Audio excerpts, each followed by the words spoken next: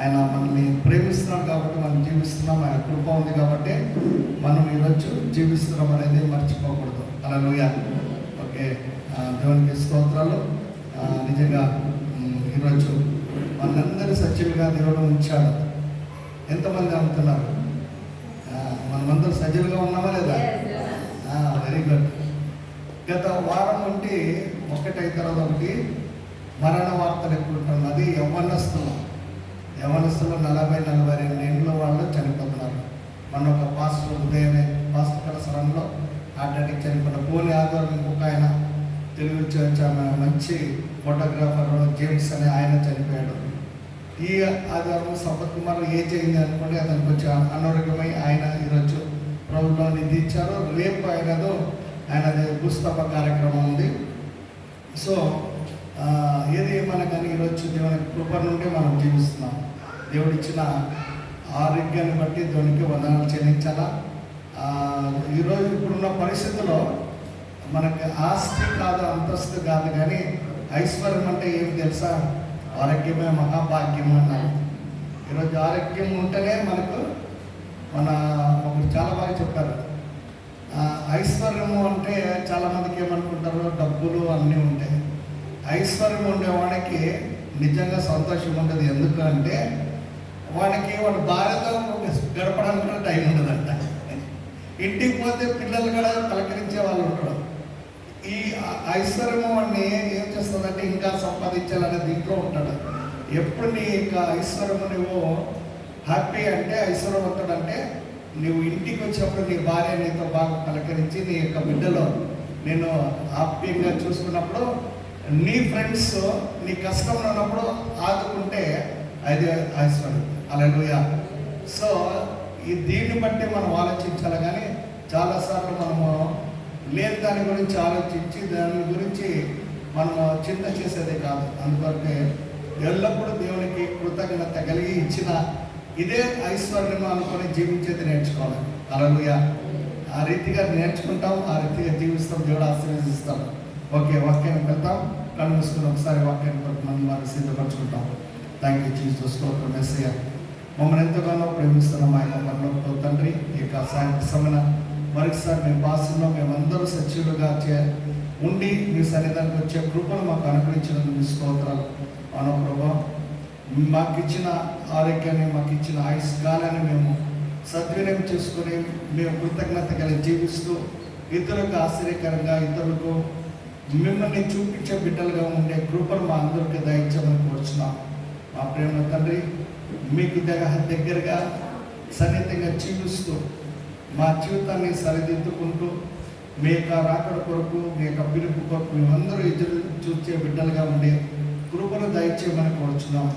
మరొకసారి ప్రభా, ఈ రాత్రి సమయ మీ వాక్యం ద్వారా మా అందరితో మాట్లాడండి. మీ వాక్యంలో ఉన్న సత్యాన్ని గ్రహించగలిగేటట్లు, ఆ వాక్యానుసారంగా మేము జీవించే బిడ్డలుగా ఉండేటట్లు మాకు సహాయం చేయమని కోరుచున్నాం. అప్పుడు తండ్రి, ఈ రాత్రి మాతో మాట్లాడండి. వినగలిగిన చెవులు దయచేయండి, గ్రహించగలిగిన ఉదయాన్ని దయచేయండి. మరొకసారి వ్యతిరేకంగా పరిచూస్తున్న ప్రతి ఒక్క అంధకార శక్తులు మీ నామను బంధించి లయపరుస్తూ ఈ సమయంలో మమ్మల్ని అందరూ మీ చేతకు అప్పగిస్తూ మీ వాక్యంతో మమ్మల్ని బలపరచమని కోరుతూ మీకే సమస్త మహిమ ఘనత చెల్లిస్తూ ఈ ప్రార్థన మాకు చనిపోయి తిరిగి లేచిన యేసుక్రీస్తు నామమున అడిగి పొందినాం తండ్రి, ఆమేన్. ఓకే, అపోస్తల కార్యము 2వ అధ్యాయము 1వ వచనం చదువుకుంటాం. అపోస్తల కార్యము 2:1. పెంతెకోస్తు పండుగ దినము వచ్చినప్పుడు అందరూ ఒక చోట కూడి ఉండేది. అప్పుడు వేగముగా వీచు బలమైన గాలి వంటి ఒక ధ్వని ఆకాశం నుండి అకస్మాత్తుగా వారు కూర్చుని ఉన్న ఇల్లంతా నుండెను. మరియు అగ్ని జ్వాలల వంటి 4 విభాగింపబడినట్టుగా వారికి కనబడి వారి ఒక్కొక్కరి మీద వారాలుగా వారందరూ పరిశుద్ధాత్మతో నిండిన వారి ఆత్మ వారికి వాక్శక్తి అనుగ్రహించిన కొలది అన్య భాషలతో మాట్లాడసాగిరి. హల్లెలూయా. సో ఇది మనందరికీ తెలుసు. ఏమంటాం ఈ సన్నివేశంలో దీన్ని చూసి పెంతెకోస్తు అంటాం. యాక్చువల్లీ చాలాసార్లు పెంతెకోస్తు అంటే మనకు వచ్చేది ఏమంటే పెంతెకొస్తు సంఘము లేకుంటే పెంతెకొస్తు అంటే పరిశుద్ధాత్మ చేత నింపబడిన వారు అనేది, లేకుంటే అదొక సంఘంగా, లేకపోతే అదొక ఒక డినామినేషన్గా చాలామంది అనుకుంటాం. కానీ పెంతెకొస్తు అనేది ఇక్కడ ఆ రోజు వారు పరిశుద్ధాత్మ చేత నింపబడ్డారు కాబట్టి పెంతెకొస్తు అని కాదు. యాక్చువల్లీ ఆ పెంతెకొస్తు అనేది రాయబడింది పెంతెకొస్తు దినమున, పండుగ దినమున, అంటే పండుగ దినము పెంతెకొస్తు అని. పాత నిబంధన గ్రంథంలో పెంతెకొస్తు అంటే 50వ రోజు. 50వ రోజు యేసు ఇశ్రాయేలు ఐగుప్తు దేశం నుండి బయటకు వచ్చిన తర్వాత వారు సీనాయి పర్వతము పైన మోషే దేవుని కలుసుకున్నారు 50వ దినాన అని. సో ఆ రోజు నుండి ఎప్పుడే ఆజ్ఞలు 10 ఆజ్ఞలు దేవుడు అనుగ్రహించాడు, అప్పుడు నుండి ఈ యొక్క పెంతెకొస్తు దినము అంటే ఇది యొక్క పండుగ అనేది ఆచరించేది మొదలైంది ఇశ్రాయేల్ యొక్క దేశంలో. సో ఇక్కడ పాత నిబంధన గ్రంథంలో పెంతెకొస్తు అంటే యేసుక్రీస్తు దేవుని దగ్గర మోషే వెళ్ళిన దినము. అదే రీతిగా ఇక్కడ పెంతెకొస్తు అనేది దినము కరెక్ట్ యేసుక్రీస్తు రిజరెక్షన్ అంటే పునరుద్ధానమైన తర్వాత 50 రోజు ఇక్కడ శిష్యులందరూ కలిసి ఉన్నారు. అక్కడ 120 మంది పైన భాగంలో మనం 1వ అధ్యాయంలో చూస్తాము. ఇక 120 కంటే ఎక్కువగా ఉన్నటువంటి వారు, దాంట్లో మరియా యేసుక్రీస్తు తల్లి కూడా ఉంది. అందులో యేసుక్రీస్తు శిష్యులందరూ కలిసి వారు ప్రార్థిస్తుండగా వారికి దేవుడు ఇచ్చిన ఆజ్ఞ ప్రకారం యేసుక్రీస్తు ఆరోహణమైనప్పుడు చెప్పడేమో, మీరు నేను వెళ్ళిన తర్వాత మీకు ఆదరణకర్తను పంపిస్తాను, ఆయన మిమ్మల్ని వచ్చి బలపరిచి మిమ్మల్ని తన సేవలో వాడుకుంటాడని దేవుడి యొక్క ఆజ్ఞ ప్రకారం ఆ రోజు వారు పరిశుద్ధాత్మ వారి పైన వచ్చి దిగి వచ్చినప్పుడు వారు అన్ని భాషలతో మాట్లాడారని మనము వింటాం. సో ఇది పరిశుద్ధాత్మ యొక్క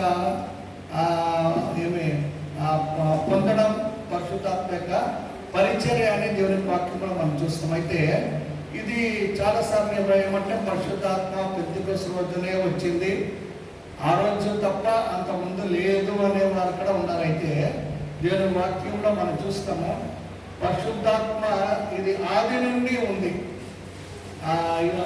ఇక్కడ ఒకటే కాదు. అయితే నూతన నిబంధన గ్రంథంలో యేసుక్రీస్తు పునరుద్ధరణమైన తర్వాత ఆ యొక్క శిష్యులతో శిష్యులందరూ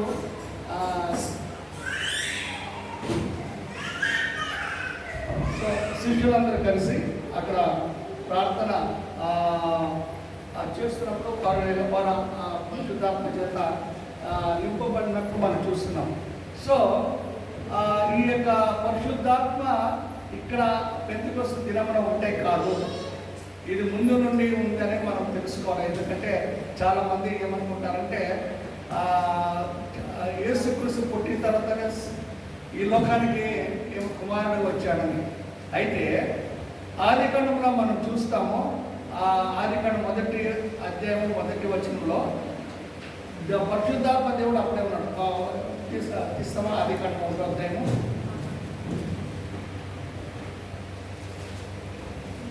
ఆదికాండం 1వ అధ్యాయం. ఆదియందు దేవుడు భూమాకాశంలో సృజించెను, భూమి నిరాకారముగాను శూన్యముగాను ఉండెను, చీకటి అగాధ జలము పైన కమ్మి ఉండెను, దేవుని ఆత్మ జలముల పైన అల్లాడుచుండెను. సో భూమి నిరాకారంగా మరియు శూన్యముగా చీకటి అగాధ జలములో ఉన్నప్పుడు ఏముండిందంట? దేవుని ఆత్మ అంటే పరిశుద్ధాత్మ రూపంగా దేవుడు ఆ సమయంలో అక్కడ ఉన్నాడు. సో పరిశుద్ధాత్మ దేవుడు ఆది నుండే ఉన్నాడు అనేది మనం మర్చిపోకూడదు. ఎవరో ఓన్లీ పెంటెకొస్తు దినం అనే పరిశుద్ధాత్మ వచ్చింది అనేది కాదు, ఆది నుండే మనము చూసినట్టు మనకి అక్కడ ఉన్నట్టు చూస్తున్నాం.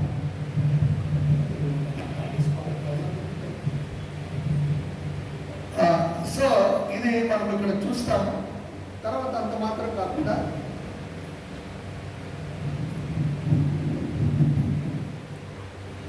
అదే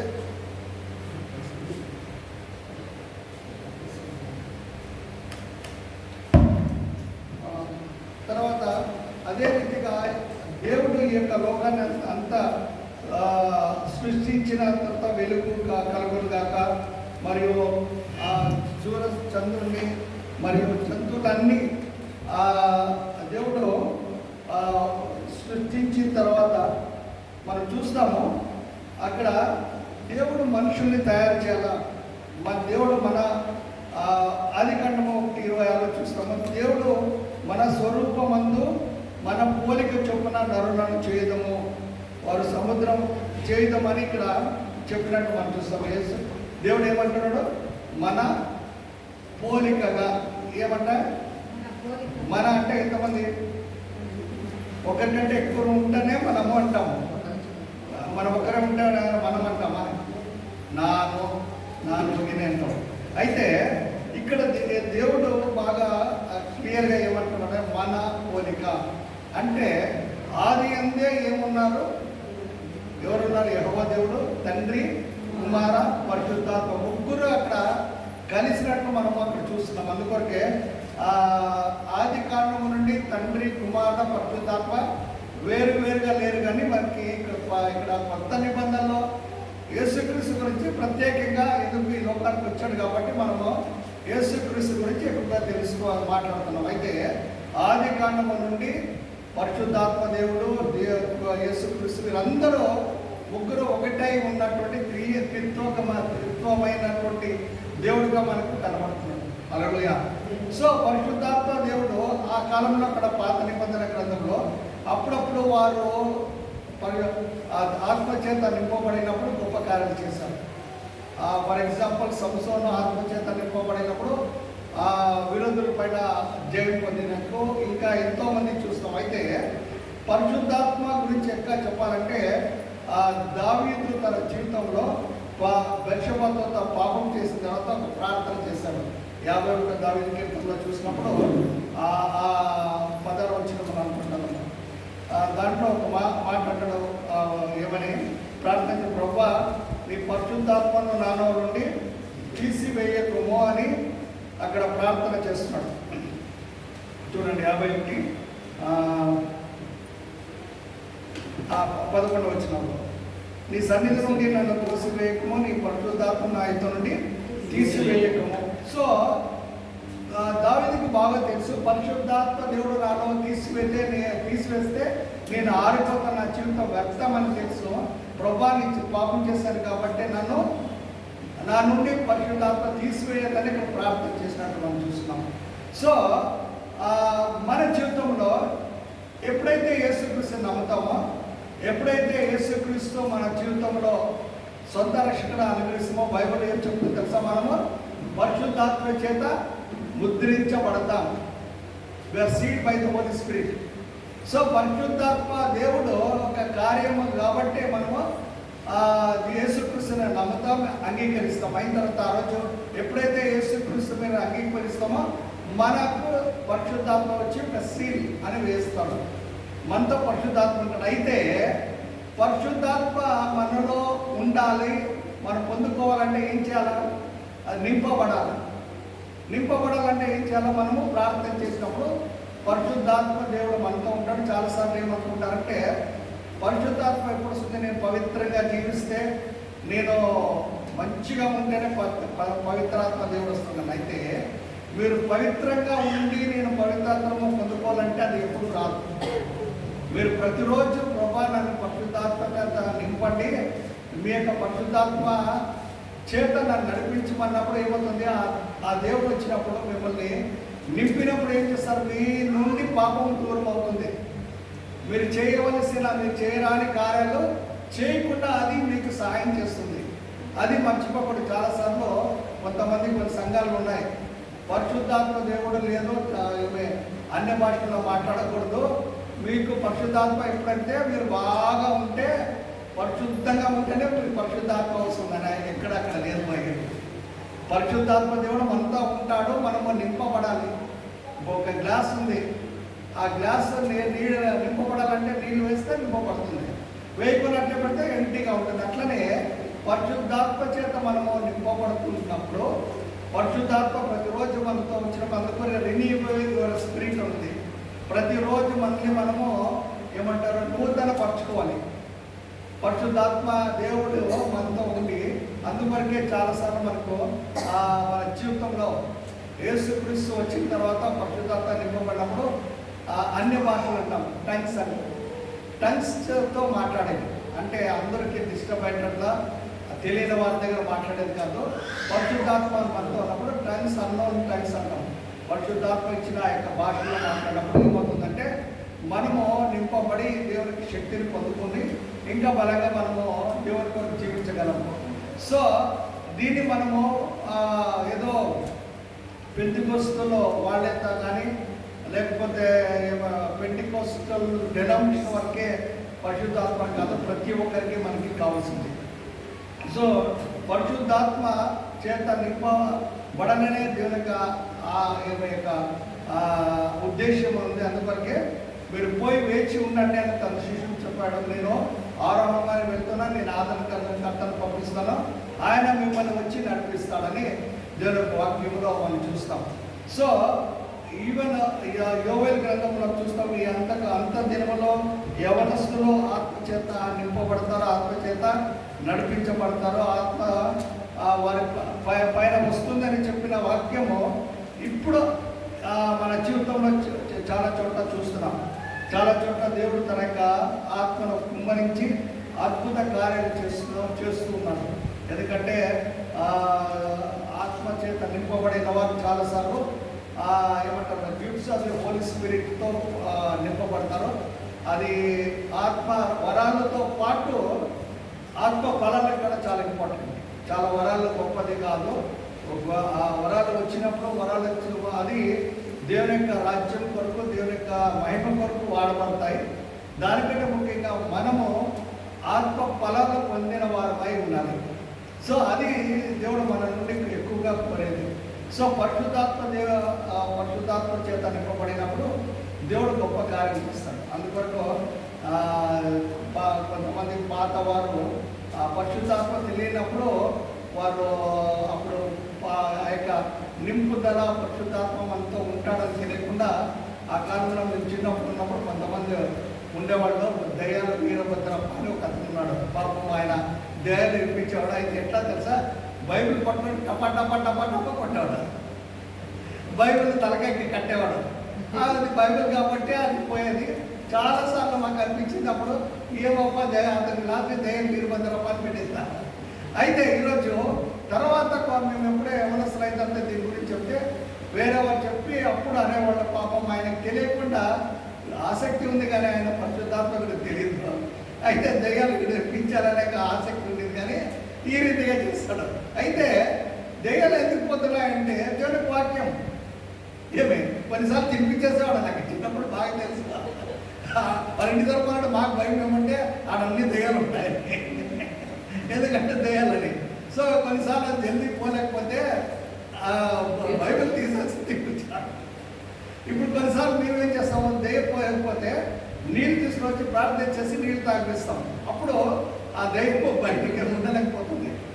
ఎందుకంటే నేను చెప్తాను, మనము ఈరోజు మనం ఆశీర్వదించబడిన వారము, దేవుడు మనకి ఆ శక్తి అనిపించాడు. ఇప్పుడు ఒకరితో ఎవరన్నా చెప్పాలంటే మనం విశ్వాసంతో పరిశుద్ధాత్మ మనలో ఉంటే మన ధైర్యంగా చెప్పగలుగుతాం, లేదంటే ఆ విషయం మన తర్వాత చెప్తాను. సో పరిశుద్ధాత్మ దేవుడు మనలో వచ్చినప్పుడు మనము గొప్ప కార్యాలు చేస్తాం, అన్నీ అవుతాయి. అయితే ఈరోజు ఒక 5 విషయాల గురించి చెప్తాను. పరిశుద్ధాత్మ దేవుడు మనతో వస్తే పరిశుద్ధాత్మ దేవుడు ఏం కార్యం జరుగుతుంది. ముఖ్యంగా అద్భుతాలు ఒకటే కాదు, అన్ని భాషలతో మాట్లాడేది కాదు, లేకపోతే పేరు పెట్టించేది గొప్ప కాదు. అందుకొరకు దేవసేవ అంటాడు. అందుకొరకు యేసయ్య ఒక మాట చెప్పినాడు, పండుగప్పుడు ప్రభా నీకు పేరు అది చేయాలి అది చేయాలి, నీకు ఎవరో నాకు తెలియదండి. సో చాలాసార్లు అనుకుంటారు నేను పరిశుద్ధాత్మ చేత నింపబడ్డాను కాబట్టి నేను గొప్ప కార్యం చేస్తున్నాను, హీలింగ్స్ చెప్తారు. హీలింగ్స్ అవన్నీ ఆటోమేటిక్ ప్రతి ఒక్కరితో జరుగుతుంది. ఇప్పుడు ఫర్ ఎగ్జాంపుల్ మీకే చెప్పాలంటే మీరు ప్రార్థన చేసి ఎన్నిసార్లు స్వస్థత పొందుకోలేదా, అప్పుడు అందరికీ ధైర్యం వస్తుంది కదా. అంటే ఇప్పుడు దేవుడు మీ ప్రార్థన ఆలకిస్తారు, స్వస్థత. ఇంకోటి సరే మీరు ఎంతోమంది వేరే వాళ్ళకు ప్రార్థన చేసినప్పుడు బాగుపడ్డాను, అప్పుడు అంటే మీరు హీలింగ్ వర్కర్ కాదా మీకు కదా? కరెక్టే. అయితే ఇవన్నింటికంటే ముఖ్యంగా మన జీవితంలో ఒకటి తెలుసుకోవాలా, పరిశుద్ధాత్మ దేవుడు మన వచ్చినప్పుడు ఏం జరుగుతుంది ప్రత్యేకంగా అనేది నేర్చుకోవాలి, తెలుసుకోవాలి. ఏదో అద్భుతాలు జరుగుతాయి లేకపోతే స్వస్థత జరుగుతాయి అనేది కాదు. సో నంబర్ 1 పరిశుద్ధాత్మ దేవుడు ఏం చేస్తాడు అనేది ఒక విషయం. తీతుకు రాసిన పత్రిక 3వ అధ్యాయము 5వ వచనం ఒకసారి చూస్తాం. తీతుకు రాసిన పత్రిక 3వ అధ్యాయము 5వ వచనం. మనము నీతిని అనుసరించి చేసిన క్రియల మూలకము కాక తన కార్యక్రమ చొప్పుననే పునర్జన్మ సంబంధమైన స్నానము ద్వారాను పరిశుద్ధాత్మ మనకు నూతన స్వభావం కలిగజేయడం ద్వారాను మనను రక్షించాను. ఏమంటే పరిశుద్ధాత్మ దేవుడు మనకు నూతన స్వభావము. సో మనము యేసుక్రీస్తుని అంగీకరించినప్పుడు బాప్తిసం తీసుకొని అన్నీ జరిగినాయి. కానీ పరిశుద్ధాత్మ దేవుడు మనకి ఏం చేస్తారు? మొట్టమొదటిగా నూతన స్వభావము. నూతన స్వభావం అంటే చెప్పండి ఏమి? నూతన జీవితం. అందుకొరకే బైబిల్లో మనం చూస్తాము, ఎవరైతే క్రీస్తు ప్రకారం వారు నూతన సృష్టి అయి ఉన్నారని. సో నూతన స్వభావం అంటే ఏమి? ఒక తాగుబోతాడు తాగిది మానేసి బాగుంటే నూతన స్వభావం. ఈరోజు చాలాసార్లు మనము యేసుక్రీస్తు నమ్మిన తర్వాత ఆ యొక్క నూతన స్వభావం లేకపోతే మన జీవితం వ్యర్థం.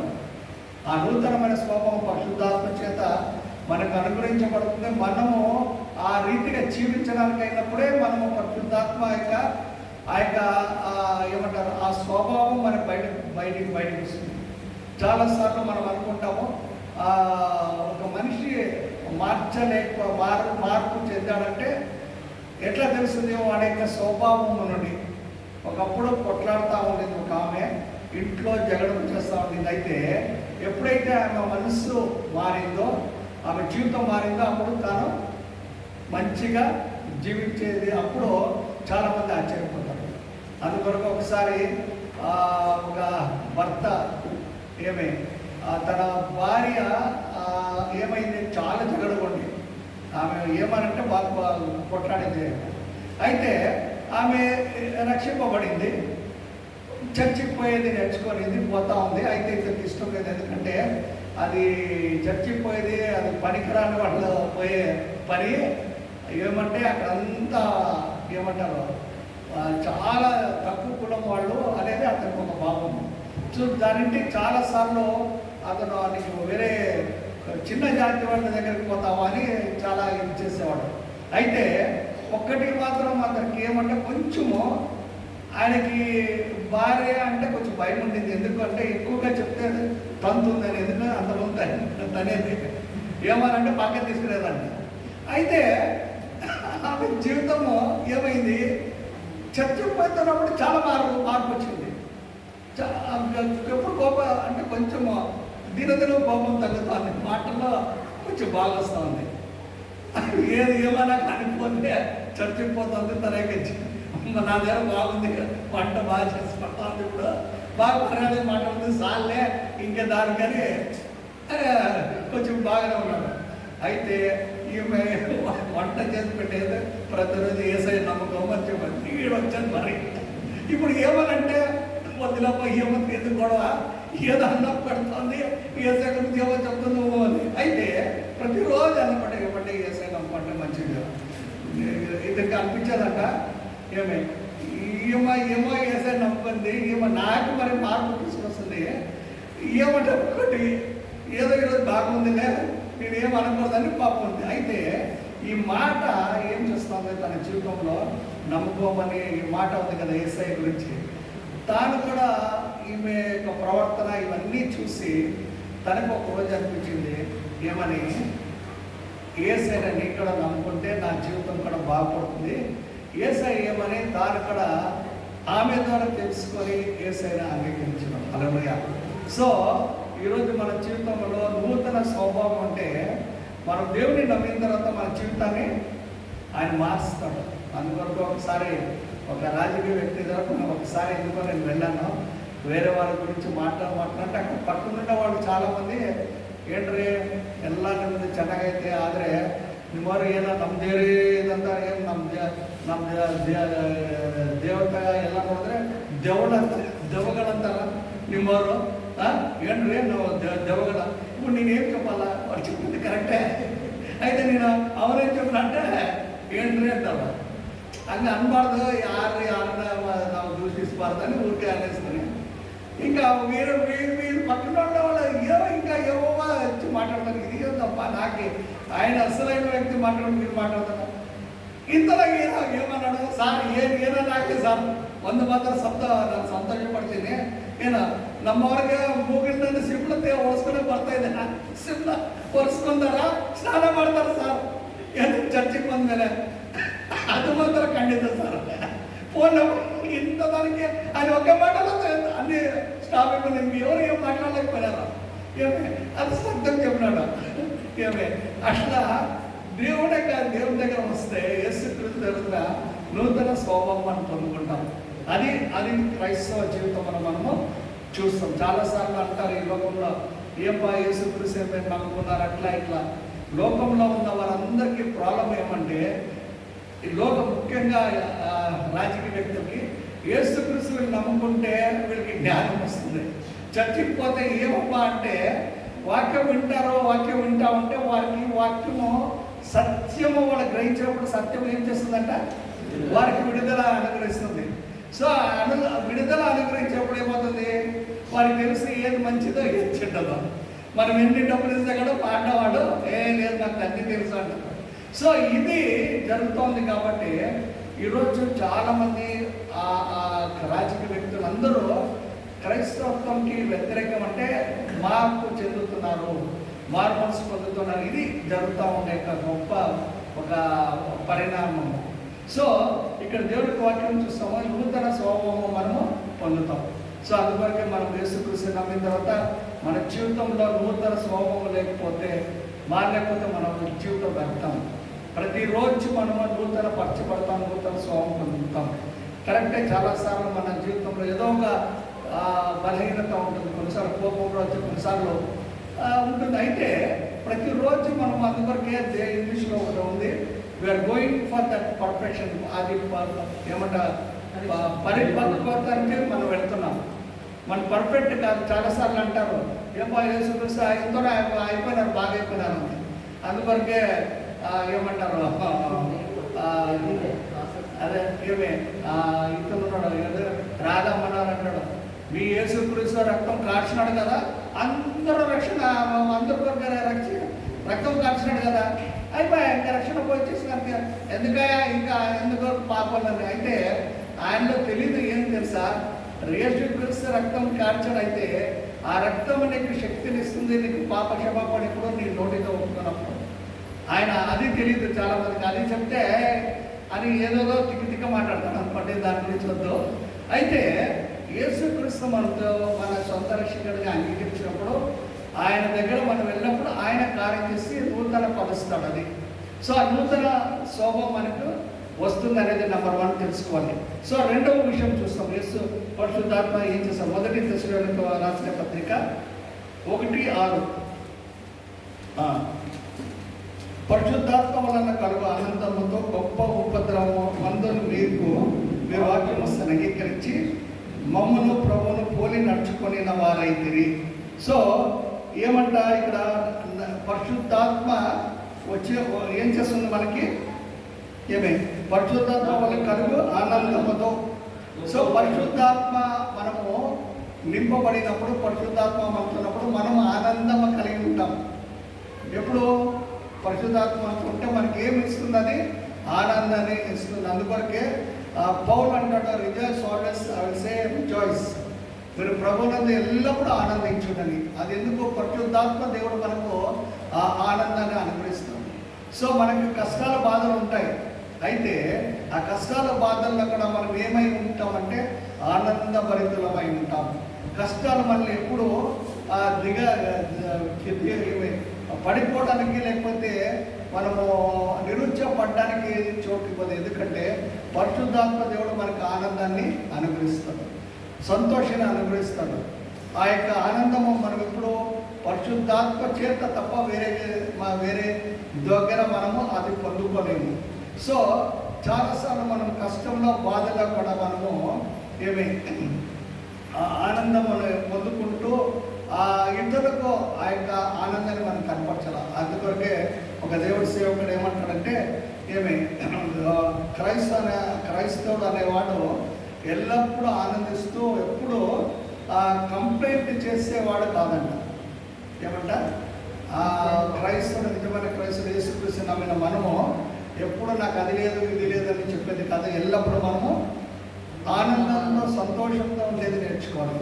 చాలాసార్లు మనం ఏం చేస్తాము, లేని దాని గురించి ఆలోచన, లేని దాని గురించి మనం ఏం చేస్తాము, చింత చేస్తాము. సో చాలామందికి ఏమంటే ఈరోజు ఎందుకు వాడు ఆనందిస్తలేదు, ఎందుకు దేవుని ఎందుకు సంతోషిస్తలేదు, దేవుడు ఇచ్చిన ఆనందాన్ని అనుభవిస్తలేదంటే చాలామంది క్రైస్తవులు యేసుక్రీస్తు నమ్మిన తర్వాత అక్కడ ఇంకా రీతిగా ఏమనుకుంటారంటే నాకు అది లేదు ఇది లేదు. ఇంకా కొంతమంది ఎందుకంటే ఇతరులను చూసి కులుకునే వాళ్ళు, ఇంకా ఇతరుల యొక్క బాగా ఉన్నారని చెప్తే మంచి చీరలు కట్టుకున్నారంటే చూసి ఓరవలేదు. అందుకని పొద్దున ఒక చర్చిలో చెప్తున్నాను, క్రైస్తవులు అందరూ ఎందుకు సంతోషంగా మీరు లేరంటే ఒకటి చెప్తాను, మీరు లేని దాని గురించి ఆలోచిస్తున్నారు కాబట్టి మీకు సంతోషం ఉండదు. చాలాసార్లు ఏం చేస్తారు, పక్కన చూసి నేను బగిలిಗೆ ಒಬ್ಬರು ಬಂದು ಹೊಸ ಸೀರೆ ತಂದ್ರೆ ಕಂಗ್ರ್ಯಾಚುಲೇಷನ್ ಹೇಳ್ರಿ, ಸಂತೋಷ ಭಾಳ ಚೆನ್ನಾಗೈತೆ ಹೇಳ್ರಿ, ಏನೋ ಈಗ ಬಂದಿದ್ದ ನನಗೆಲ್ಲ మొక్క సొట్ట ಮಾಡ್ಕೋಬೇಡ್ರಿ. వాళ్ళకి వెరీ గుడ్ బాగుందని చెప్పండి, ప్రభా దీనికంటే మంచిది నాకు ఇస్తావు ప్రభా అని మీరు దేవుడికి స్తోత్రాలు ప్రభా అని చెప్పండి, మీకు గ్యారంటీ దేవుడు రెండు ఇస్తాడు అంటే ఒకరు అని ఒక ఆయన చూస్తాను. అప్పుడు అనుకున్నాను ఆయనకి తెలుస్తా ఉంది ఇప్పుడు అనమాట. నేను చెప్తాను, మీరు నిజంగా అట్లా చేయండి, మీకు తప్పకుండా దేవుడు ఇస్తాడు.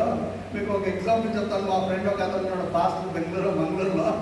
ప్రతిరోజు కొత్తగా పోయినప్పుడు ఆమెకు ఫ్రిడ్జ్ లేదు, ప్రతిరోజు వాళ్ళ భార్య ఎంట్రీ పాస్టర్ ఒక ఫ్రిడ్జ్ కొనండి అంటే ప్రతిరోజు అడుగుతూ ఉంటుంది. ఈ పాస్టర్కి ఎట్లా కొనాలో తెలియదు, అయితే ఈమె ప్రతిరోజు అడుగుతుంది కాబట్టి ఈమె పోరుకి కట్టుకోక రోజు పోతామరా షాప్ కింద తీసుకుపోయి షాప్లో అన్నీ చూపించాడంట ఫ్రిడ్జ్లో. ఎందుకంటే ఈ డబల్ డోర్ బాగుందండి తీసుకుంటామంటే సరే ఓకే రండి ప్రార్థన చేసాం ప్రభా, ఈ డబల్ డోర్ ఫ్రిడ్జ్ మాకు దయచే ప్రభా, మీకు స్తోత్రాలు ఇస్తున్నాం అని చెప్పి బయటకు వస్తున్నాడంట. అంటే ఏమనుకుంది పాపం కౌంటర్ దగ్గర వచ్చి డబ్బులు పే చేసి ఫ్రిడ్జ్కి అంటే ఈ రెండు స్టెప్స్ దిగి బాగా అలా బయటకు వెళ్ళడం. ఏమండి కొంచెం ఉండండి, ఫ్రిడ్జ్ లేదా బయటకు వస్తున్నారండి, ఫ్రిడ్జ్ వస్తుందిలే మన ఇంటికి రాలంట. నన్ను అవమానించాలి తీసుకొచ్చారు మీరు అనేసి ఆమె కొంచెం కోపము ఏమారింది.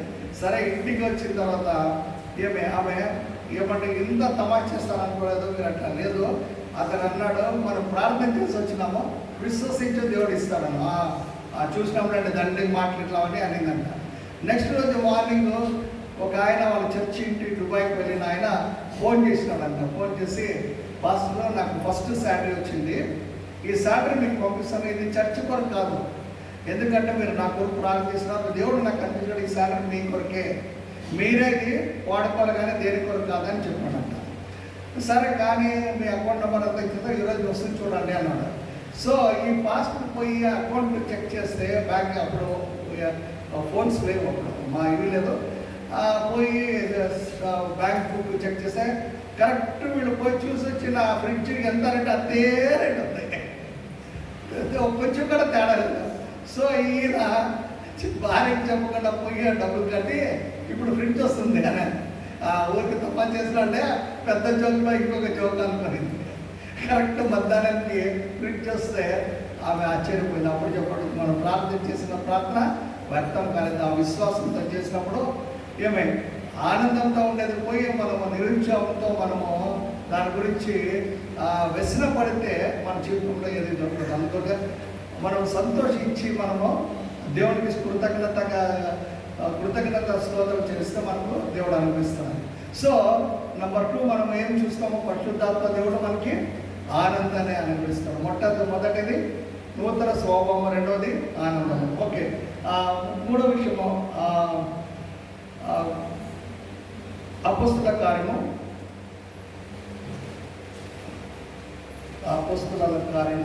4:31. ఓకే, వారు ప్రార్థన చేయగా వారు కూడి ఉన్న చోటు కంపించారు. అప్పుడు వారందరూ పరిశుద్ధాత్మతో నిండిన వారి దేవుని వాక్యము ధైర్యంగా బోధించింది. ఇక్కడ ఏమైంది? వారందరూ కూర్చొని పరిశుద్ధాత్మ చేత నింపబడినప్పుడు వారికి ఏమైంది? వారు ధైర్యం చేత బోధించేది. సో ధైర్యం చేత బోధించినారు కాబట్టి పేతురు ఒక్కసారి ప్రసంగం చేస్తే 3,000 మంది రక్షింపబడ్డారు. ఏమైంది? ఎందుకు? అంతకుముందు పేతురు కూడా భయపడ్డాడు. పేతురు ఎట్లా అయితే పరిశుద్ధాత్మ చేత నింపబడినప్పుడు యేసయ్య పట్టబడిన రాత్రి 3 సార్లు యేసయ్య నాకు కూడా తెలియదు అన్నాడు. ఏమన్నాడు? అంతమంది ప్రభా నేను ఏమైనా చేసి రెడీ అన్నాడు. అయితే ఎప్పుడైతే వచ్చి నీవు కూడా యేసుక్రీస్తులో ఉన్నవాడు ఒకడు కదా అన్నప్పుడు నాకు ఎవరో యేసుక్రీస్తు తెలియదని. సో అప్పుడు అతను ఒక భయం ఉంటుంది. అతను ఒక పిరికివాడిగా ఉన్నాడు. అయితే ఎప్పుడైతే పరిశుద్ధాత్మ చేత నింపబడిందో అతను ఏమైనాడో ధైర్యం కలిగి విశ్వాసంతో దేవుని గురించి బోధించినప్పుడు, వాక్యం చెప్పినప్పుడు అక్కడ 3,000 మంది రక్షింపబడ్డారు. హల్లెలూయా. సో మనం కూడా ఆ ధైర్యం కలిగి విశ్వాసంతో దేవుని యొక్క మాట ఇద్దరికి చెప్పేది మనం నేర్చుకోవాలి. చాలాసార్లు మనం ధైర్యంగా చెప్పము. చాలాసార్లు అందరికీ చెప్తామని మన సొంత వారికి యేసుక్రీస్తు గురించి చెప్పము. అయితే ఎప్పుడైతే మనం ధైర్యంతో చెప్తామో చెప్పాల్సిన మంచి రీతిలో చెప్పండి. మరి కఠినంగా కాదు, సస్తే డాక్టర్ పోతాను కాదు, అయితే ప్రేమతో చెప్పండి. సో మీకు ఇంతకుముందు ఒకసారి చెప్పాను, ఒక అతను ట్రైన్లో వెళ్తూ అతను దేవునికి సువార్త చెప్పాడు. ఒక ముసలాయన. ఆ ముసలాయన మీకు ఇక్కడ చూడరు కానీ ఇక్కడ మన ఆంధ్ర సైడ్ విజయవాడ టు విశాఖపట్నం పోయి ట్రైన్స్లో చూస్తాము. చాలామంది యేసుక్రీస్తు యొక్క పాటలు పాడుకుంటా బిచ్చం ఎత్తుకునే వాళ్ళు కానీ లేకపోతే కరపత్రం ఇచ్చేవాళ్ళు చాలామంది అట్లా వాళ్ళు అక్కడ మనకు కనబడుతూ ఉంటారు. సో అట్లనే ఒక ఆయన ముసలి చదువుకోలేదు ఎక్కువగా. ఆయన ఒకటి మాత్రం ఆయన ఏమి తెలుసు, యేసయ్య మంచి దేవుడు, యేసయ్యని నమ్ముకోండి, యేసయ్య నమ్ముకుంటే మీరు పరలోకానికి వెళ్తాడు, అంతే. అంత తప్ప అతను ఎక్కువ చెప్పలేడు, చదువులేదు, కరపత్రం ఇచ్చుకొని పోయేవాడు. సో ఒకరోజు ఒక కంపార్ట్మెంట్లో వచ్చినప్పుడు యేసయ్య నేను నమ్ముకోండమ్మా, యేసయ్య మంచి దేవుడు, యేసయ్యని నమ్ముకుంటే మీరు పరలోకానికి వెళ్తారని. సో ఆ మాట చెప్తా ఉంటే అక్కడ ఒక ఆమె కూర్చుని ఆమె చాలా కోపం వచ్చింది. వీడికి ఏమి పర్లేదు, ఈ క్రైస్తవులంతా యేసుక్రీస్తు గురించి చెప్తారు. ఆమె కొంచెం కోపం, రే చూడడానికి వేరే పర్లేదు, ఊటపో అని కొంచెం గట్టిగా మాట్లాడింది. తిట్టినట్లు మాట్లాడింది. పక్కన వారంతా మంచిదే, అట్లా చెప్పాలి వీళ్ళకి అన్నట్లే అందరూ ఉన్నారు. సరే, ఆయన కొంచెం ముందు వెళ్ళిన తర్వాత కొంచెంసేపటికి పరిశుద్ధాత్మ దేవుడు చెప్పాడు, మరియ కంపార్ట్మెంట్కి పోయి దేవుడి సువార్త చెప్పాలి. ఆమె మరి అతను వచ్చి ఏమైంది, యేసయ్య మంచి దేవుడు, యేసయ్యని నమ్ముకోండి, లేకపోతే మీరు నమ్ముకుంటే పరలోకానికి వెళ్తారని మరీ చెప్పినప్పుడు ఆమెకి బాగా కోపం వచ్చి రే ముసడానికి చెప్తే నీకు ఇదని 2 ఏళ్ళు కొట్టింది, పీకింది. పాపం అతను ఏమనుకోకుండా ఊరికి తుడుచుకొని ఒకరైనా అవును కదా ముసలాడిని ఎందుకు కొడతామని ఎవరు అనలేదు. ఎందుకు, అందరూ కావాల్సింది అదే, ఇట్లా వాళ్ళు ఎందుకు అనే వాళ్ళు ఉన్నారు చాలామంది. పాపం ఆయన ఇంకేమనుకున్న ముందుకు వెళ్ళిపోయాడు. నెక్స్ట్ మరీ కొంచెంసేపు అయిన తర్వాత లాస్ట్ కంపార్ట్మెంట్ దేవుడు చెప్పాడు, ఆ కంపార్ట్మెంట్కి పోయి మరీ నీ సువార్త చెప్పాలి. ఆయన మరీ వచ్చాడు, తను తిప్పి ఇక్కడ వచ్చి యేసయ్య మంచిది. ఈసారి ఆమె కోపం వచ్చింది, లే ముసలాడా నీవు, నిన్ను సంపు బయటికి దొబ్బుతానని గొంతు పట్టుకోలేక వచ్చింది ఆమె. సడన్గా పక్కన ఒక పిల్లోడు 10 ఏళ్ళు 12 ఏళ్ళు పిల్లోడు, మమ్మీ యేసయ్య పంపించినాడేమో మమ్మీ అని.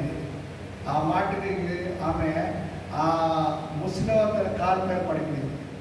ఎందుకంటే ఆ పిల్లవాడు ఎవరు కాదు, తన సొంత కొడుకు. పుట్టినప్పుడు ఇంటి మాటలు లేవు, పుట్టినప్పుడు ఇంటి మాటలు లేవు. ఎప్పుడైతే ఆ యొక్క తల్లి అతన్ని గొంతు పిసుకాలని చూసిందో ఈ పిల్లాడు ఏమి అన్నాడో, మమ్మీ యేసయ్య పంపించినాడేమో అని. ఆ మాట అంటే షాక్ అయిపోయింది. ఎందుకు, ఆ పిల్లోడు ఎప్పుడు నోరు తీసి మమ్మీ చెప్పలేదు, డాడీ చెప్పలేదు, ఎప్పుడు మాట్లాడలేదు. ఆ మాటకి ఆమె షాక్ అయింది, యేసయ్య గొప్పది. హల్లెలూయా. అది ధైర్యంగా. హల్లెలూయా. ఇంకొక సంఘటన చెప్తాను, ఎట్లా ధైర్యం అంటే నాకు ఒక సేవకుడు ప్రసంగంలో చెప్పినప్పుడు విన్నాను. కృపమ్మ అని వాళ్ళ చర్చిలో ఒక ఆమె ఉండింది. ఆమె ఎక్కడో పోతే ఎక్కడ యేసుక్రీస్తు గురించి చెప్తుంది. ఎక్కడన్నా పోనీ ఆమె ఏసైనా నమ్ముకోండమ్మా లేకపోతే చచ్చిపోతారు ఎక్కడ పోతే ఆమె కూడా ఎక్కువ చదువుకోలేదు. అయితే ధైర్యంగా చెప్పి చాలామందిని చర్చికి తీసుకుని వచ్చిందంట. ఆమె ఒకరోజు బాగా సిక్ అయిపోయింది, హాస్పిటల్లో అడ్మిట్ అయింది. అడ్మిట్ అయితే డాక్టర్స్ ట్రీట్మెంట్ ఇస్తే ఆమె డాక్టర్ ఏం చెప్పింది, డాక్టర్ గారు మీరు నా రోగానికి మంచి ట్రీట్మెంట్ ఇస్తున్నారు, అయితే మీ పాప రోగానికి ఏమైనా ట్రీట్మెంట్ ఉందా డాక్టర్ గారి? ఏమ్మా నీకు ఇస్తుండదమ్మా. అవును సార్, మీది ఈరోజు బాగా పండి బాగా గొప్ప, కానీ నీ చచ్చిపోతే పర్లకొని పోతాను డాక్టర్ సార్. అయితే డాక్టర్ సార్ ఈరోజు మీ పాపతో పర్లకొని పోతారా మీరు అనేదంట. ఆ డాక్టర్కి ఏమైనా ఉంటే భయం, నీ పాప రోగానికి ఎవరు ట్రీట్మెంట్ ఇస్తారు చెప్పండి అంటున్నాడు. ఇదే లాస్ట్కి ఆ డాక్టర్కి ఏమ్మా ఏం ట్రీట్మెంట్? అవును డాక్టరే, ప్రతి ఒక్కరు పాపం చేసిన చిన్నగా ఇట్లా చెప్పింది. ఏసయ్య మన కొరకు చనిపోయిన చెప్పిందంట. చెప్పి ఆమె చనిపోయింది. అయితే ఆ డాక్టర్ దేవుడు నమ్ముకున్నాడు. హల్లెలూయా. నిజంగా ఎంత గొప్ప ఇది కదా. ఏమే అటువంటి ధైర్యంగా ఆమె చెప్పింది. ఆ రీతిగా దేవుని యొక్క సువార్త చెప్పినది. సో ఆ ధైర్యం మనకు ఉందా అనేది మనం తెలుసుకోవాలి. పరిశుద్ధాత్మ చేత నింపబడితే మనము అటువంటి ధైర్యం కలిగి మనం దేవుని యొక్క సువార్త చెప్పగలుగుతాం. ఓకే, సో 3 విషయాలు మనం చూస్తాం. నెంబర్ 1 నూతన అనుభవం, 2వది ఆనందం, 3వది ధైర్యం. ఓకే, యోహాను సువార్త 14:26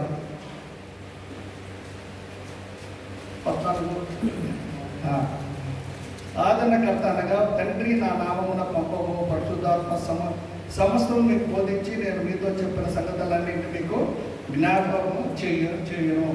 సో పరిశుద్ధాత్మ ఏమై ఉన్నాడు? ఆదరణకర్త. కన్నడలో లేదు అది అనుకుంటాను. ఆదరణకర్త అయితేనా?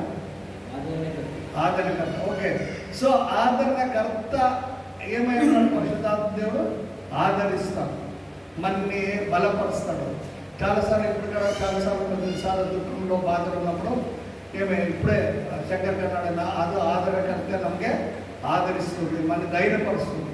మన కష్టంలో బాధలు ఉన్నప్పుడు ధైర్యాన్ని అనుభవించేది ఎవరంటే ఆదరణకర్త. నాకు బాగా జ్ఞాపకం ఉంది. మేము కొత్తగా యవనస్తులుగా ఫెలోషిప్స్లో ఉన్నప్పుడు మొట్టమొదటిగా మేమంతా కలుస్తూ ఉన్నప్పుడు అప్పుడే రాంబాబు కొత్తగా దేవుడు నమ్ముకొని వచ్చాడు. ఫస్ట్ డెత్ మా దాంట్లో అయినా మా నాన్నే చనిపోయింది. సో అప్పుడు అందరూ యవనస్తులు అందరూ మా ఇంట్లోనే ఉన్నారు. రాత్రి మాది అంతా అయిపోయింది, మరీలు అంతా అయిపోయింది. రాంబాబు ఒక మాట అన్నాడు, నేను ఫస్ట్ టైం నా జీవితంలో చూసింది ఏమంటే, మీ అమ్మ ఎక్కువ ఏడవలేదు, మీ అమ్మ ఏదో 2 చుక్కలు నీళ్ళు కంట్లో నీళ్ళు పెట్టుకుంది, కానీ నేను ఇట్లా ఎక్కడా చూడలేదు అని. నేనంటే మా అమ్మ దేవుని యొక్క సేవకురాలు ప్లస్ బైబిల్ టీచరు, దేవుడిలో ఉన్న యొక్క విశ్వాసం బట్టి అట్లా ఉందని నేను చెప్పాను. అప్పుడు అతను ఏమన్నాడంటే, మా వాళ్ళు ఇట్లా చనిపోతే ఇంకా భార్య చూడాలా, లబో దిగో కొట్టుకొని నన్ను పెట్టి నన్ను నేను ఇట్లా తండ్రికి చూసినాను. మా యొక్క బంధువుల్లో ఫస్ట్ టైం నేను చూసింది ఏమంటే, ఏడవకుండా ఉండేవారంటే ఇప్పుడే నేను చూసింది అని అన్నాడు సాక్ష్యం. నేను అన్నాను, పరిశుద్ధాత్మ దేవుడు ఆదరణ ధైర్యాన్ని ఇస్తాడు. ఎందుకంటే మనకు ఒక నమ్మకం ఏమంటే, చనిపోతే పరలోకానికి వెళ్తాం, అక్కడ మనం చూస్తానే కానీ నిరీక్షణ మనకు ఉంది. సో అందువల్ల బాధ అనేది ఉంటుంది చాలాసార్లు. ఈరోజు చూడండి, ప్రవీణ్ పగడాల చనిపోతే వారి యొక్క భార్య ధైర్యంగా ఉంది, కొన్నిసార్లు కొన్ని ఇది ఉంది, అది కాదు. అయితే ఆమెలో ఒక నిత్య ఒక నమ్మకం అంటే పరలోకంలో చూస్తాము అనేది ఒక ధైర్యం, ఒక విశ్వాసం ఉంది. నిజంగా అది ఆమెకి చాలా కష్టమే. అయితే ఆ ధైర్యము ఆదరణ ఇచ్చేది పరిశుద్ధాత్మ దేవుడు. సో అది ఆ ఆదరణ మనకు అనుభవిస్తాడు, మనక్కడ అటువంటి ధైర్యాన్ని అనుభవిస్తాడు. ఎన్నోసార్లు మనక్కడ కొన్నిసార్లు అనుకున్న విధంగా కొన్ని సంఘటనలు జరుగుతాయి. అనుకున్న విధంగా ఏదో ఒకటి కార్యం జరిగినప్పుడు మన బలపరిచి ధైర్యపరిచి ఆదరణ ఇచ్చేది ఎవరంటే పరిశుద్ధాత్మ దేవుడు. సో ఆ దేవుడు మనము ప్రతిరోజు నింపబడుతూ ఉంటే యేసుక్రీస్తుని తెలుసుకునేటట్లు ఇంకా చేస్తుంది. తర్వాత అక్కడ అదే వాక్యంలో చూస్తుంది, అది ఏం చెప్తా, అది ఆదరణకర్త ఏం చేస్తారంట, అనగా తండ్రి నా నామమున పంపబో పరిశుద్ధాత్మ సమస్తమును మీకు బోధించి నేను మీతో చెప్పిన సంగతులన్నిటిని మీకు జ్ఞాపకం చేస్తాను. సో పరిశుద్ధాత్మ దేవుడు ఏం చేస్తుంది? దేవునికి వాక్యాన్ని మనకి తలపుకు తీసుకొస్తుంది. అది దేవుడికి వాక్యము మనకు తెలియపరుస్తుంది, మనకు ఆదరించేది, ధైర్యపరిచేది, ఆదరణకర్త ఎట్లంటే తన వాక్యం ద్వారా. ఈరోజు మనకి కష్టము బాధ ఉన్నప్పుడు ఒక ధైర్యం ఏం తెలుసా? వాక్యం ఏం చెప్తుంది? ఈ కష్టంలో ఆయనకు మొరపెట్టండి, ఆయన మీకు ఉత్తరం ఇస్తాడు. ఆ నమ్మకం ఉంటుంది. ఈరోజు అందరి దగ్గర మనకి ఏ సహాయం దొరకకపోవచ్చు. తల్లి తన యొక్క బిడ్డను మర్చిపోతాను, నేను మర్చిపోనాలని ఏసై చెప్పాడు. ఆ మాట మనకి ఏం చేస్తుంది? ధైర్యపరుస్తుంది. కరెక్టే. ఎన్నోసార్లు మన జీవితంలో ఇంకా అయిపోయింది, మనకి ఇంకా వేరే గత్యంతరం లేదు, మనకి ఇంకా ఇంకెవరున్నారు అనుకున్నప్పుడు దేవుడు అద్భుత రీతిగా సహాయం చేస్తాడు. అద్భుత రీతిగా మనకు తోడుగా ఉండి నడిపించే దేవుడే ఉన్నాడు. హల్లెలూయా. ఎన్నోసార్లు ఎన్నో విషయాలు నేను చూసాను నా జీవితంలో. సో ఆ రీతిగా ఇంకా అయిపోయింది అనుకున్నప్పుడు దేవుడు చేసే దేవుడు మన దేవుడు ఉన్నాడు. సో అందుకని పరిశుద్ధాత్మ దేవుడు మనకి ఏం చేస్తుంది? ఆదరించి బలపరిచే దేవుడు అయి ఉన్నాడు. సో నాలుగో విషయం ఆయన ఆదరణకర్త. ఇంకొక విషయం చెప్పి ముగిచ్చేస్తాను. అపోస్తల కార్యము 1వ అధ్యాయము 8వ వచనం, 1:8. అయినను పరిశుద్ధాత్మ మీ మీదకు వచ్చినప్పుడు మీరు శక్తిని కనుక మీరు యెరూషలేములోను యూదయ సమరయ దేశములంతటను భూదిగంతముల వరకు నాకు సాక్షులయ్యిందని వారితో చెప్పారు. సో ఇక్కడ చూడండి, పరిశుద్ధాత్మ దేవుడు మనకు వచ్చినప్పుడు మనము శక్తి పొందుకొని బలము కలిగి, మనం చాలాసార్లు చూస్తాం దేవుని యొక్క మిషనరీస్ ఎంతోమంది వారికి దేశాన్ని వదిలిపెట్టి ఇక్కడ ఎంతోమంది సేవ చేస్తారు. వారు ఎట్లా వచ్చి చేశారు? మంచి శక్తి ఉంది. ఫర్ ఎగ్జాంపుల్ బల్లారులోనే జాన్ ఎన్స్ అని ఇక్కడ మెమోరియల్ చర్చ్ ఉంటారు. అయితే జాన్ ఎన్స్ అనే ఆయన ఇక్కడ బ్రిటిష్ దేశాన్ని ఇక్కడికి బళ్ళారికి వచ్చి ఇక్కడ తాను చూసింది ఏమంటే, ఇక్కడ ఉన్న వారికి కన్నడ బైబుల్ లేదు, అప్పుడు దేవుని సువార్త లేదు, అప్పుడు సువార్త చెప్పి కొంతమంది రక్షింపబడినప్పుడు అక్కడ బైబిల్ కావాలని తాను ఇక్కడ బైబిల్ కన్నడగా తర్జుమానా చేసి ప్రింటింగ్ మెషిన్ ఇక్కడే బళ్ళారిలో వచ్చేటట్లు చేసి కన్నడ ప్రింటింగ్ బైబిల్ అయింది తెలుసా. సో అవన్నీ వదిలిపెట్టి ఇక్కడ వచ్చి వారు సేవ చేస్తారు. ఈరోజు వారి యొక్క సేవ ఫలితంగా మనం ఈరోజు ఇక్కడ ఉన్నాం. సో ఈ పరిశుద్ధాత్మ చేత వారు శక్తిని పొందారు కాబట్టి ఇటువంటి విషయాలు పోయి చేస్తున్నారు. రీసెంట్గా కొన్ని వారము మన మధ్యలో ప్రవీణ్ అనే బ్రదర్ వచ్చారు.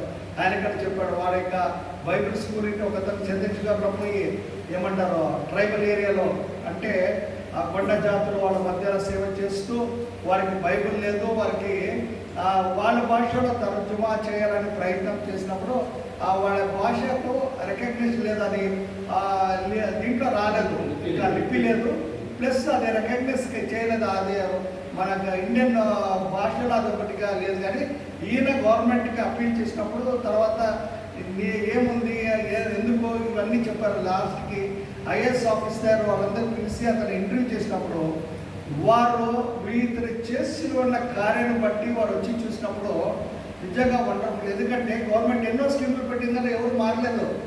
వాడు తాగబోతారుగా ఉన్నాడు. వాడి జీవితంలో ఎటువంటి మార్పు రాలేదైతే ఈయన పోయి ఇక్కడ చేసిన సేవను బట్టి ఆ యొక్క కొండ జాతి ప్రజలందరూ మార్చబడ్డారు. వారి జీవితాల్లో మార్చబడింది. కాబట్టి అప్పుడు వారికి ఒకటి వచ్చింది, అవును వీరికి ఒక లిపి అనేది ఉండాలా, వీరి యొక్క లాంగ్వేజ్ మనము రికగ్నైజ్ చేయాలని గవర్నమెంట్ రికగ్నైజ్ చేసింది. హల్లెలూయా. ఇది ఎవరి చేత చేయబడింది? ఎవరి చేత అయింది? దేవునికి సేవకులుగా పరిశుద్ధాత్మ చేత నింపబడిన వారి చేత ఇది చేయించబడింది. హల్లెలూయా. సో పరిశుద్ధాత్మ దేవుడు ఈరోజు మనకు అటువంటి ధైర్యాన్ని, అటువంటి విశ్వాసాన్ని అనుభవిస్తాడు. మనకు తెలియకుండా కొన్నిసార్లు ఎక్కడో దూరంగా వెళ్ళిపోవచ్చు, కొన్నిసార్లు తీసుకువచ్చి అక్కడ ఏదో ఒక కారణం ఉంటుంది. దేవుడు మన నుండి ఇతరులని రక్షింపబడాలని, వారు మన నుండి ఇతరులు తెలుసుకోవాలని దేవుడు కొన్నిసార్లు మనకి కొన్ని చోట మార్పు చేసుకుని రావడాలని ఎక్కడ దూరంగా తీసుకుపోవచ్చు. అయితే దేవునికి ఉద్దేశం మీద ఉంటుంది. సో ఆ ఉద్దేశం నెరవేర్చాలని దేవుడు ఎన్నో విధాలుగా మన ఇక్కడ వాడుకుంటాడు. ఆ వాడుకోవడానికి మనము సిద్ధంగా ఉండాలి. సో ఈ ధైర్యము, ఈ శక్తి మనం ఎప్పుడు వస్తుందంటే పరిశుద్ధాత్మ దేవుడు మనకు వచ్చినప్పుడు. సో ఈరోజు మనం 5 విషయాలు చూసాము. పరిశుద్ధాత్మ యొక్క నడుపుదల మనం పొందినప్పుడు ఏ రీతిగా మనము సువార్త దేవుని గురించి సాక్షిగా ఉంటాం. నెంబర్ 1, పరిశుద్ధాత్మ దేవుడు మనకు వచ్చినప్పుడు ఏమవుతుంది? నూతన స్వభావం పొందుతాం. రెండవది ఆనందిస్తాము. కష్టాల్లో బాధలు కూడా మనం దిగులు చెందము. మూడవ విషయము మనమేమి ధైర్యంగా దేవుని సువార్త చెప్తాం. అన్ని విషయంలో ధైర్యంగా కలిగి ఉంటాం. నాలుగవది ఆదరణకర్త, అంటే మనకు ఆదరించి ధైర్యపరిచి మన కష్టంలో ఆయన ఒక నమ్మకాన్ని విశ్వాసాన్ని కలుగజేసి ముందుకు నడిపిస్తాడు. ఐదవ విషయం ఆయన శక్తిని అనుగ్రహించి చేయలేని కార్యాలు మనతో చేయించడానికి ఆయన శక్తిని అనుగ్రహిస్తాడు.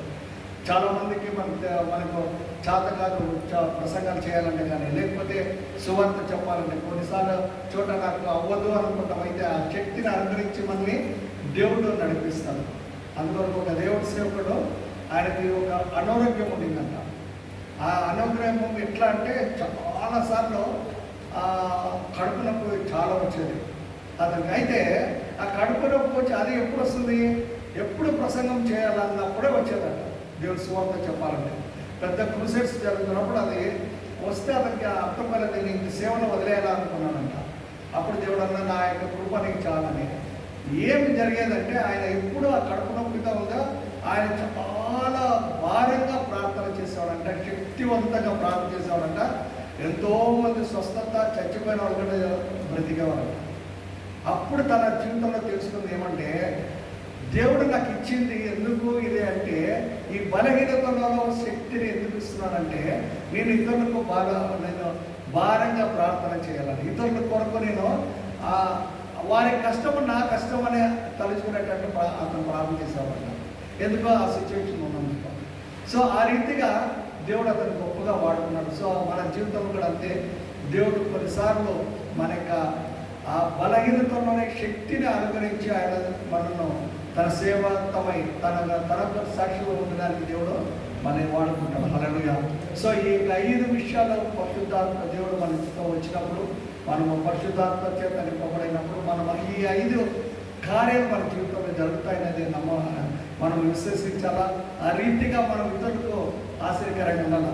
అంతేగాని ఏదో పరిశుద్ధాత్మ చేత నింపడడం 4 అద్భుత కార్యాలు జరిగితే దానింటి కాదు, కానీ మన జీవితం ద్వారా ఇతరులు రక్షింపబడాలనే యొక్క విశ్వాసంతో మనము మార్పు చెందుతూ ఇతరులు మార్చగలిగిన వారుగా, మోడల్ కలిగి ఆయన పోలి నడిచిన వారిగా మనం జీవించినట్లయితే మనము లోకానికి వెలుగై ఉంటాం, లోకానికి ఉప్పై ఉంటాం అనేది మర్చిపోకూడదు. సో ఈ సమయంలో దేవుడు ఈ వాక్యాన్ని దీవించగాక మనం కలుపుకొని ఒక్కసారి ఇంతవరకు దేవుడు మనందరితో మాట్లాడాడు.